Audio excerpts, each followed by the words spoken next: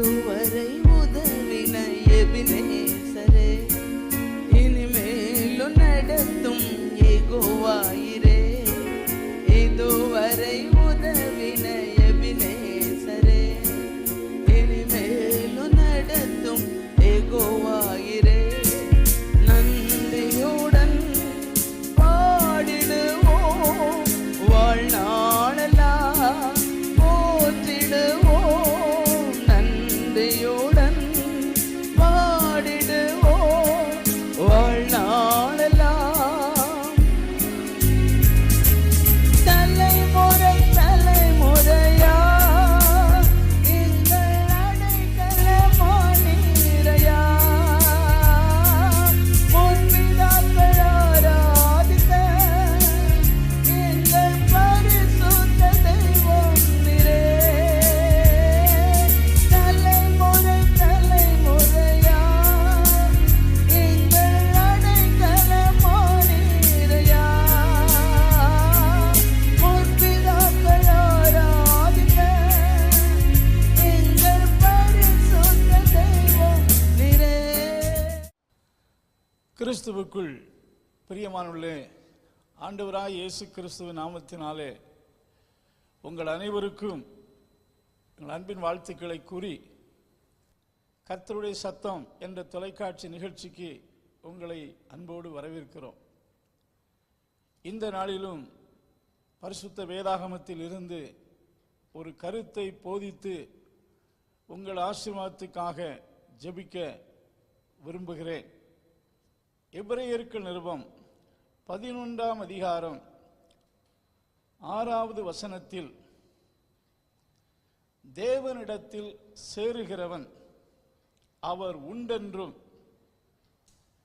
அவரை தேடுகிறவர்களுக்கு பலன் அளிக்கிறவர் என்றும் விசுவாசிக்க வேண்டும். தேவனிடத்தில் சேருகிறவன் அவர் இருக்கிறார் என்று விசுவாசித்து அவரிடத்தில் சேர வேண்டும். எபிரேயர் புஸ்தகத்தில் 4ஆம் அதிகாரம் 16ஆம் வசனத்தை வாசித்து பார்ப்பீர்கள் என்றால், நாம் இரக்கத்தை பெறவும் ஏற்ற சமயத்தில் சகாயம் செய்யும் கிருபையை அடையவும் தைரியமாய் கிருபாசனத்தண்டையில் சேரக்கிடவும். ஒரு மனிதன் ஆண்டவரண்டை சேருவான் என்றால் அவனுக்கு ஆண்டவர் உதவி செய்வார், அவனுக்கு இரக்கம் செய்வார். அவருடைய இரக்கத்தை பெறும்படிக்கு, அவருடைய நன்மைகளை பெறும்படிக்கு அவரிடத்தில் வாருங்கள் என்று அறைகூவல் கொடுக்கப்படுகிறது. அன்பானவர்களே, நாம் கர்த்தரிடத்தில் வர வேண்டும், கர்த்தரிடத்தில் சேர வேண்டும் என்று கர்த்தருடைய வார்த்தை நமக்கு போதிக்கிறது. ஆண்டவர் தன்னிடத்தில் வரக்கூடிய எவரையும் ஏற்றுக்கொள்ள எப்பொழுதும் ஆயத்தமாயிருக்கிறார். என்னிடத்தில் வருகிறவனை நான் புறம்பே தள்ளுவதில்லை, என்னிடத்தில் வருகிறவனை ஏற்றுக்கொள்ள ஆயத்தமாயிருக்கிறேன் என்று சொல்லி ஆண்டவர் சொல்வதை பார்க்கிறோம். இந்த மாலை நேரத்திலும் கர்த்தரண்டை ஒரு மனிதன் வரும்போது, தேவனண்டை ஒரு மனிதன் திரும்பி தேவனை விசுவாசத்தினால் ஏற்றுக்கொள்ளும் போது என்ன ஆசீர்வாதங்கள் அவனுக்கு கிடைக்கிறது என்பதை ஒரு சில வசனத்தை வாசித்து உங்களுக்கு நினைப்பூட்ட விரும்புகிறேன். 2ஆம் சங்கீதத்திலே 12ஆம் வசனத்தின் கடைசி பகுதி இவ்விதமாய் சொல்லப்பட்டிருக்கிறது: அவரை அண்டிக் கொள்ளுகிற அனைவரும் பாக்கியவான்கள். கர்த்தராகிய தேவனை அண்டிக் கொள்ளுகிற அனைவரும், அனைவரும் என்ற வார்த்தையில் ஐஸ்வர்யவானா இருக்கலாம், ஏழையா இருக்கலாம், படித்தவளா இருக்கலாம், வாலிபரா இருக்கலாம், எந்த கேட்டரி எந்த பின்னணியத்தை சேர்ந்தவர்களாயிருந்தாலும் கர்த்தரிடத்தில் சேர்ந்தவர்கள் பாக்கியவான்கள். இன்றைய உலகத்திலே மெஜாரிட்டி ஆஃப் த பீப்புள் தேவனை சேராதவர்களாக அல்லது தேவன் அண்டை திரும்பி வராத மக்களாக இருக்கிறார்கள். அப்படிப்பட்ட மக்களை பரிசுத்த வேதாகமம் காணாமல் போன ஆட்டுக்கும் மந்தையில் சேரா ஆடுகளுக்கும் ஒப்பிட்டு சொல்லப்பட்டிருக்கிறது. அன்பானுள்ளே, அவரை அண்டிக் கொள்ளுகிற அனைவரும் பாக்கியவான்கள். அப்போஸ்தலர் நடவடிக்கைகளின் புஸ்தகம் 11ஆம் அதிகாரத்திலே அந்தியோகியா என்ற பட்டணத்திற்கு முதல் நூற்றாண்டிலே சிரேனே பட்டணத்தைச் சேர்ந்த சில மக்கள் விசுவாசிகள் சென்று கிறிஸ்துவை பிரசங்கித்தார்கள்.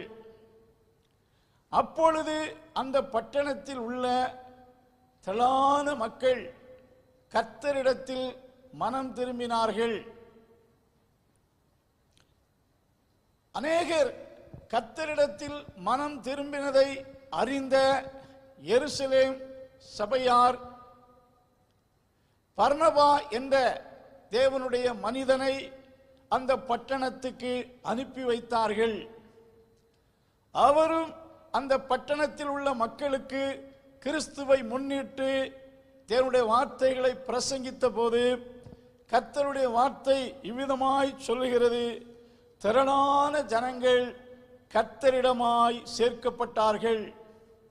அதிகமாய் கர்த்தரிடத்தில் சேர்க்கப்பட்டார்கள் என்று எழுதப்பட்டிருக்கிறது. தேவனிடத்தில் மக்கள் சேர்ந்தார்கள். அநேகர் தேவனுக்கு தூரமாயிருந்தாலும், அநேகர் தேவனை அறிந்தும் அவரிடத்தில் வராமல் இருந்தாலும், 1ஆம் நூற்றாண்டில் இருந்து இன்று வரைக்கும் உலகத்தின் எல்லா பகுதிகளிலும் இயேசு கிறிஸ்துவின் நற்செய்தி அறிவிக்கப்படுகையில் விசுவாசித்து ஒவ்வொரு நாளும் ஜனங்கள் கர்த்தரிடத்தில் வந்து கொண்டு தான் இருக்கிறார்கள். ஆகையால் தான் கிறிஸ்துவின் சபையாகிய தேவனுடைய சபை வளர்ந்து கொண்டே போகிறது. அதனுடைய வளர்ச்சியை யாராலும் தடுத்து நிறுத்த முடியாது. நாளுக்கு நாள் ஜனங்கள் கிறிஸ்துவண்டை வருவதை தடுப்பதை யாராலும் தடுக்க முடியாது. ஏசாயா தீர்க்கதரிசன புஸ்தகம் 45ஆம் அதிகாரம் 24ஆம் வசனத்தை வாசித்து பார்ப்பீர்கள் என்றால், கர்த்தரிடத்தில் மாத்திரம் நீதியும் வல்லமையும் உண்டென்று அவனவன் சொல்லி அவரிடத்தில் வந்து சேருவான். கடைசி நாட்களில் கர்த்தரிடத்தில் மாத்திரம்தான் மனிதன் எதிர்பார்க்கிற நிம்மதியும் சமாதானமும் நீதியும் உண்டென்று அறிந்து கர்த்தரிடத்தில் சேருவார்கள். இது ஒரு தீர்க்க தரிசன வார்த்தையா இருக்கிறது. ஜனங்கள் சேருவார்கள், சேர்ந்து கொண்டே இருக்கிறார்கள். நீங்கள் கர்த்தரிடத்தில் சேர்ந்து விட்டீர்களா? கிறிஸ்தவர்களா இருக்கலாம், கிறிஸ்துவை விட்டு தூரமாய் வாழலாம். கிறிஸ்துவை அண்டிக் கொள்ளாதவர்களா இருக்கலாம். கிறிஸ்துவை அண்டிக் கொண்ட அனைவரும் பாக்கியவான்கள் என்று சொல்லப்பட்டிருக்கிறது. அன்பானுள்ளே, வேதாகமத்திலே ரூத்தின் புஸ்தகம் என்று ஒரு சிறிய புஸ்தகம் உண்டு. அந்த புஸ்தகமானது ரூத்தின் பெயரிலே எழுதப்பட்டிருக்கிறது. இந்த ரூத் யார்? அவள் ஒரு மோவாப் தேசத்தை சேர்ந்தவள். யெகோவா தேவனை அறியாத பேக்ரவுண்டில் வாழ்ந்தவள். அவள் தேவனை குறித்து அறிவதற்கு சில வாய்ப்புகளை பெற்றாள். அவளுடைய வாழ்விலே நடந்த கசப்பான சில சூழ்நிலையை வேதத்தில் வாசிக்கின்றோம். வாலிப வயதிலே தன் புருஷனை அவள் இழந்து போகிறாள். ஆனாலும் அவருடைய வாழ்விலே கர்த்தரை குறித்து அறிந்தது மட்டுமல்ல, தேவனை அவள் அண்டிக் கொண்டாள். அவருடைய மாமியாராகிய நகோமி தன்னுடைய 2 மருமக்கள் மாரையும் பார்த்து, நீங்கள் உங்கள் தேசத்துக்கு திரும்பி போய்விடுங்கள், நான் என்னுடைய தேசத்துக்கு போகிறேன் என்று சொன்னபோது ஒருவாள் முத்தமிட்டு மோவாவுக்கு சென்று விட்டாள். ரூத்துவோ அவளை பின்பற்றுவதில் உறுதியாயிருந்தாள் என்று சொல்வதை விட, உம்முடைய தேவன் என்னுடைய தேவன், உம்முடைய ஜனங்கள் என்னுடைய ஜனங்கள், நான் உம்மை விட்டு பிரிந்து போவதில்லை என்று சொல்லி தன் விசுவாச வார்த்தையை அங்கே வெளிப்படுத்துகிறாள். உம்முடைய தேவன் என்னுடைய தேவன் என்கிற வார்த்தை எதை காட்டுகிறது என்றால், அவள் வாழ்விலே கர்த்தரை அண்டிக் கொண்டாள். 2ஆம் அதிகாரம் 12ஆம் வசனத்திலே போவாஸ் என்ற ஐஸ்வர்யவான் அவளை குறித்து சொல்லுகையில் ஒரு கருத்தை சொல்லுகிறார். இஸ்ரவேலின் தேவனாகிய கர்த்தருடைய செட்டையின் கீழ் அடைக்கலமாய் வந்த உனக்கு அவராலே நிறைவான பலன் கிடைப்பதாக. ரூத்தினுடைய ஸ்டேட்மெண்ட் எதுவாக இருந்தது? உம்முடைய தேவன் என்னுடைய தேவன். இங்கே போவாஸ் அவளை குறித்து சொன்ன வார்த்தை வாசிக்கையில், இஸ்ரவேலின் தேவனாகிய கர்த்தருடைய செட்டைகளின் கீழ் அடைக்கலமாய் வந்த உனக்கு அவராலே நிறைவான பலன் உண்டாவதாக. இந்த ரூத் என்பவள் கர்த்தருடைய செட்டைகளுக்குள் அடைக்கலமாக ஓடி வந்தாள். கர்த்தரிடத்தில் திரும்பினாள், கர்த்தரிடத்தில் வந்தாள். வருவதற்கு முன்பாக அவருடைய வாழ்க்கை எப்படி இருந்தது, வந்த பின்பு அவருடைய வாழ்க்கை எப்படி மாறினது? அன்பானுள்ளே, அவள் வாழ்க்கை கட்டப்பட்டது. கர்த்தரண்டை வந்த பின்பு அவளுடைய வாழ்க்கை எல்லா நிலையிலும் மேன்மைப்படுத்தப்பட்டது மட்டுமல்ல, கிறிஸ்துவின் வம்ச வரலாறை எழுதுகையில் அவருடைய பெயரும் அங்கே சொல்லப்பட்டிருப்பதை நாம் கவனிக்க வேண்டும். கர்த்தர் அவளை எல்லா நிலையிலும் ஆசீர்வதித்ததை பார்க்கிறோம். ஒருவர் கர்த்தரிடத்தில் வந்தால் கர்த்தர் அவர்களை ஆசீர்வதிப்பார். கர்த்தரிடத்தில் அண்டிக் கொண்ட அனைவரும், ஒருவேளை இதுவரைக்கும் நீங்கள் ஆண்டவரை அறிந்தும் அவரை சேராமல் இருப்பீர்கள் என்றால், அவரை அண்டிக் கொள்ளாமல் இருப்பீர்கள் என்றால் அண்டிக் கொள்ளுங்கள். அண்டிக் கொள்ளுகிற அனைவரும் அவரால் ஆசீர்வதிக்கப்படுவார்கள். வேதாகமத்திலிருந்து இன்னொரு எக்ஸாம்பிளை சொல்ல விரும்புகிறேன். யாக்கோபு என்ற பக்தனை எடுத்துக் கொள்வீர்கள் என்றால், தன் சகோதரனை ஏமாற்றினபடினாலே அவருடைய பெற்றோர்கள் சகோதரனால் அவன் கொல்லப்பட்டு விடக்கூடாது என்று சொல்லி பதான் அராம் என்று சொல்லக்கூடிய இடத்துக்கு அனுப்பி வைத்தார்கள். பெயர் சேபாவில் இருந்து பதான் அராம் கிட்டத்தட்ட 500 மைல் தூரத்தில் இந்த ஒரு பகுதி என்று சொல்லுகிறார்கள். கிட்டத்தட்ட 10, 20, 25 நாட்களாக நடந்தே அந்த பட்டணத்துக்கு செல்லுகிறான். அந்த பட்டணத்துக்கு செல்லும் வழியிலே சர்வ வல்லமை உள்ள கர்த்தர் அவனை சந்திக்கிறார். தனிமையாக அவன் பிரயாணம் செய்கையில் கர்த்தர் அவனை சந்திக்கிறார்.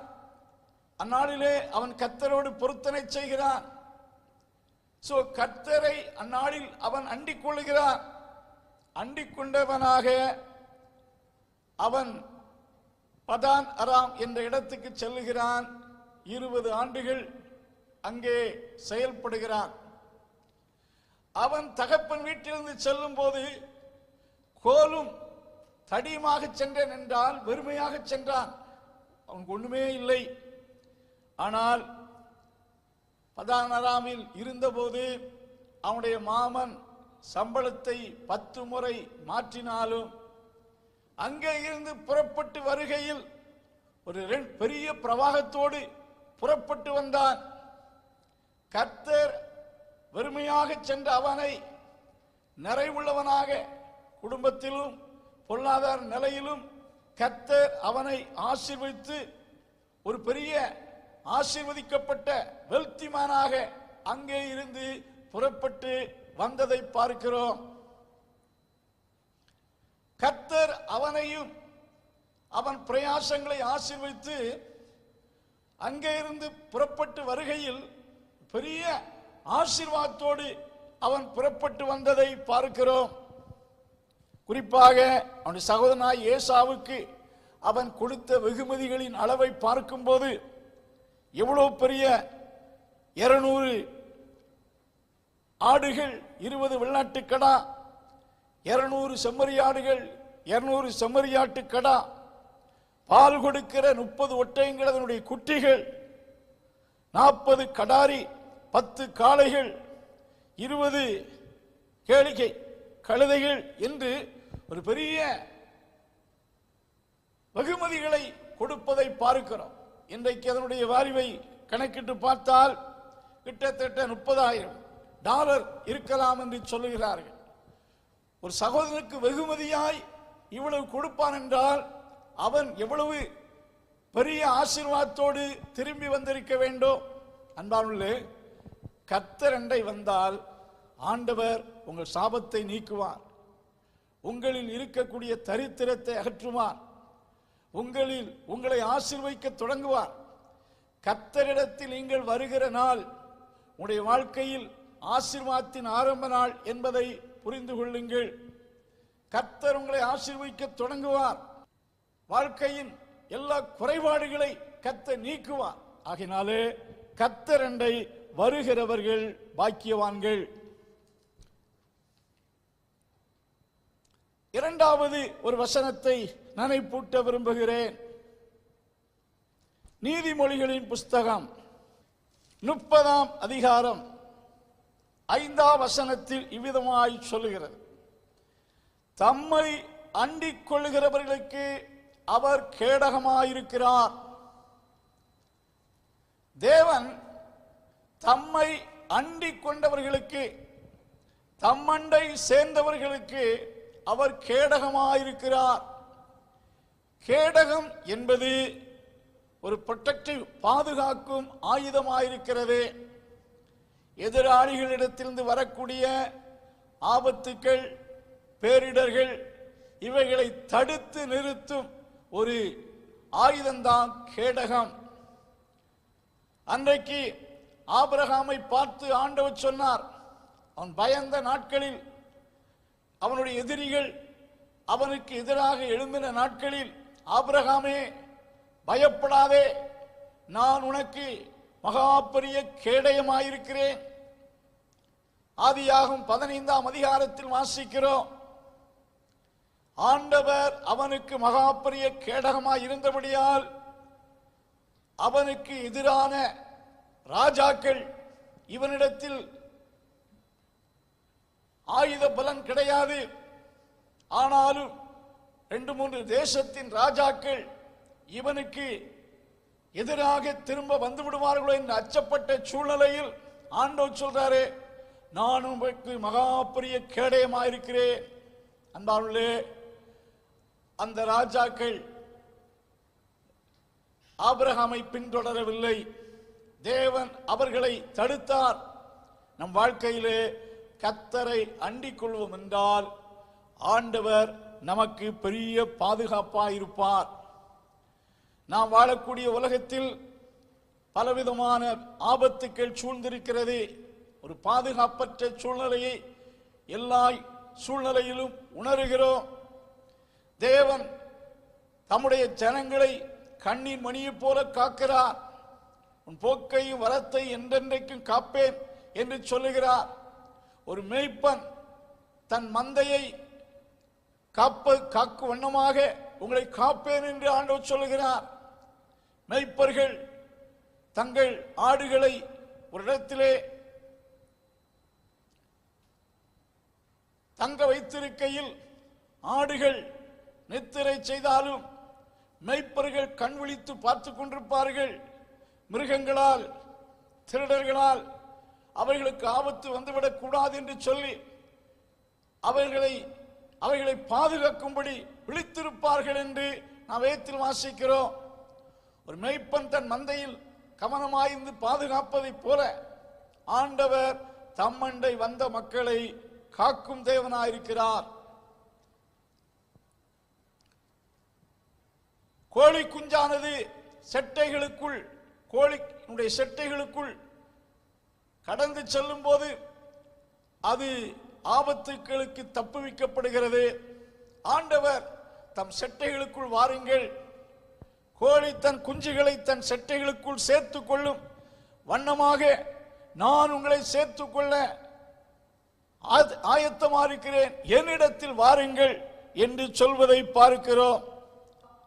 கர்த்தரிடத்தில் சேருகிறவர்கள் பாக்கியவான்கள்.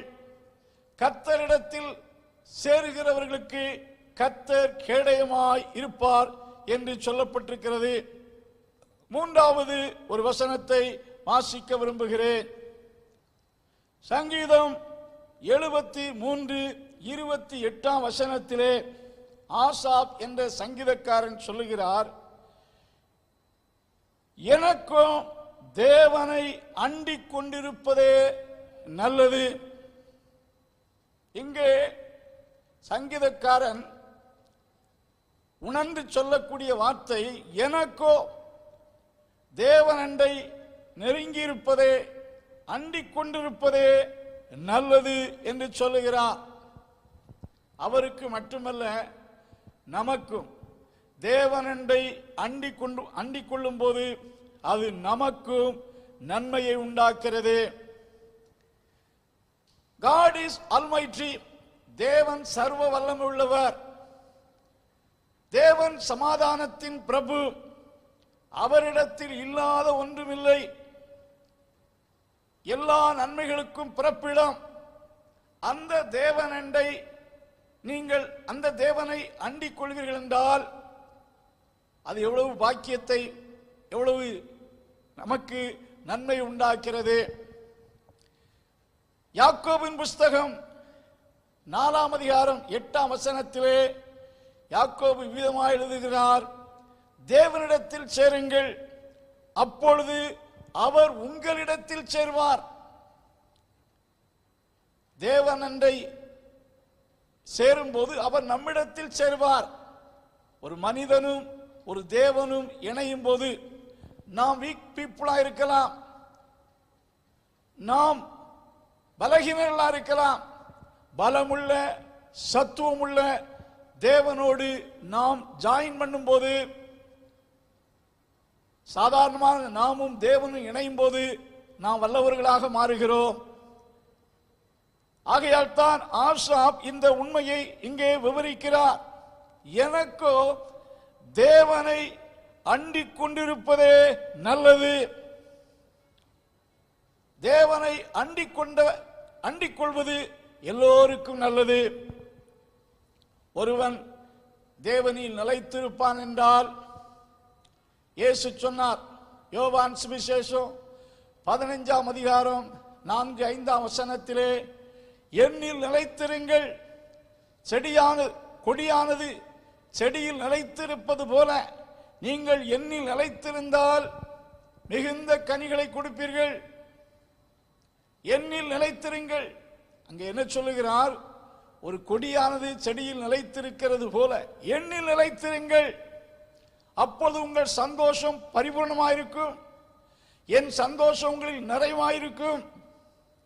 ஆண்டவரில் நிலைத்திருக்கும் போது நாம் மிகுந்த கனி கொடுக்கும் ஒரு கிளையை போல் இருப்போம்.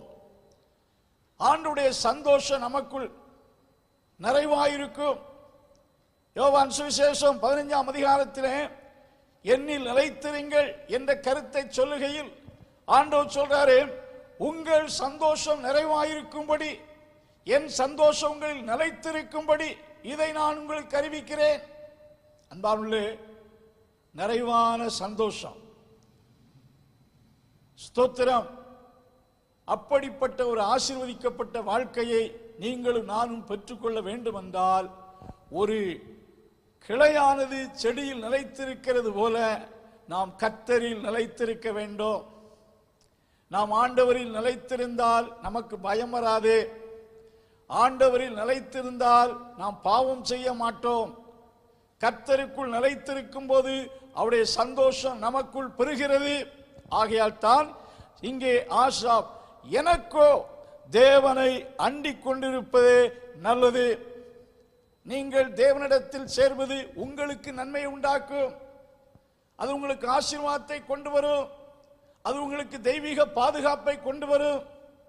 இதுவரைக்கும் இந்த நாள் பரியந்தம் நீங்கள் தேவனண்டை சேராமல் இருப்பீர்கள் என்றால், இந்த வார்த்தையின் மூலம், இந்த சுவிசேஷ நற்செய்தியின் மூலம் ஆண்டவரண்டை சேருங்கள். விசுவாசத்தினாலே கர்த்தரண்டை சேருங்கள். சேரும்போது கர்த்தர் உங்களை ஆசீர்வதிக்கிறார். 2 கொரிந்தியர் 5ஆம் அதிகாரம் 17ஆம் வசனத்திலே, ஒருவன் கிறிஸ்துவுக்குள் இருந்தால், if anyone join himself in Jesus, he will become a new creation. பழையதெல்லாம் ஒளிந்து போகும், எல்லாம் புதிதாயின. அன்பானுள்ளே, ஒருவன் இயேசுவோடு தன்னை இணைக்கும் போது உடைய பழைய வாழ்க்கை மாறி போகிறது. பாவ வாழ்க்கை நீங்கி போகிறது. தெய்வீகமான ஒரு புதிய வாழ்க்கை உண்டாகிறது. ஆகையால் தான் இப்படிப்பட்ட ஒரு புதிய வாழ்வை நமக்கு நாம பெற்றுக்கொள்ள முடியாது. உலகத்தில் யாரும் அதை ஈவாக தர முடியாது. புதிய வாழ்க்கை, a new life, ஒரு புதிய வாழ்க்கை. பழைய வாழ்க்கை என்று சொல்லும் போது நம்மிடத்தில் இருக்கிற பாவ வாழ்க்கை எல்லாம் நம்மை விட்டு ஓடி போகும். ஆண்டவரோடு இணையும் போது, கர்த்தரோடு ஐக்கியப்படும் போது, இயேசுவோடு ஜாயின் பண்ணும் போது உங்களுக்கு ஒரு புது வாழ்வு கிடைக்கிறது. ஒரு ரட்சிப்பின் வாழ்வு கிடைக்கிறது. உங்கள் பாவம் மன்னிக்கப்படுகிறது. தெய்வீக சமாதானம் உங்களுக்கு கிடைக்கிறது. தேவனோடு உள்ள உறவு உங்களுக்கு கிடைக்கிறது. இப்படிப்பட்ட ஆசீர்வாதங்களை கொண்டு வரும்படி ஆண்டவர் சொல்றாரு. கர்த்தருடைய வார்த்தை சொல்லுகிறது, என்னிடத்தில் திரும்பி வாருங்கள். இப்படிப்பட்ட மேலான நன்மைகளை ஆண்டவரை சேரும்போது நமக்கு கிடைக்கிறது. இந்த நாளில் ஆகிலும் ஆண்டவருக்கு உங்களை அர்ப்பணம் செய்யுங்கள். ஒரே ஒரு வாழ்க்கை, வாழ்க்கை வேகமாய் கடந்து போகிறது. உலகத்திலே நாம் என்ன பெற்றிருந்தாலும், எவைகளை சம்பாதித்திருந்தாலும், எவைகளை நாம் அனுபவித்தாலும், இறுதியில் ஒன்று நம்மோடு கூட வருவதில்லை. கர்த்தரண்டை சேர்ந்து உலகத்தில் வாழுகையில் கர்த்தரோடு இசைந்து வாழ்வீர்கள் என்றால் நீங்கள் ஆசீர்வதிக்கப்பட்டவர்கள். 1 கொரிந்தியர் 6ஆம் அதிகாரம் 17ஆம் வசனத்தை வாசித்து பார்ப்பீர்கள் என்றால், ஒருவன் கர்த்தரோடு இசைந்திருப்பான் என்றால், அவன் அவரோடு ஒரே ஆவியாகிறான் என்றால், கர்த்தருடைய ஆவியால் அவன் இணைக்கப்படுகிறான். ஒருவன் இயேசுவோடு இணைந்திருப்பான் என்றால் அவன் கிறிஸ்துவுடன் ஒன்றாக்கப்படுகிறான். அன்பானுள்ளே, ஆண்டவரண்டை திரும்புங்கள், கர்த்தரண்டை சேருங்கள். கர்த்தர் உங்களை ஆசீர்வதிக்க, உங்கள் வாழ்வை மகிழ்ச்சியாக்க ஆயத்தமாக இருக்கிறார். நல்ல பிதாவே, இந்த வார்த்தை கேட்ட ஒவ்வொருவரையும் ஆசீர்வதியும். பரிசுத்த ஆவியானவர் உடைய பிள்ளைகளின் சரீரத்தில் அற்புதத்தை செய்யும். ரட்சிப்புக்கு ஏதுவான விசுவாசத்தை கொடும். கர்த்தருடைய கிருபை வார்த்தை கேட்ட ஒவ்வொருவர் மேலும் உண்டாவதாக. இயேசு கிறிஸ்துவின் நாமத்தில் ஜெபங்கேளும் நல்ல பிதாவே, ஆமென்.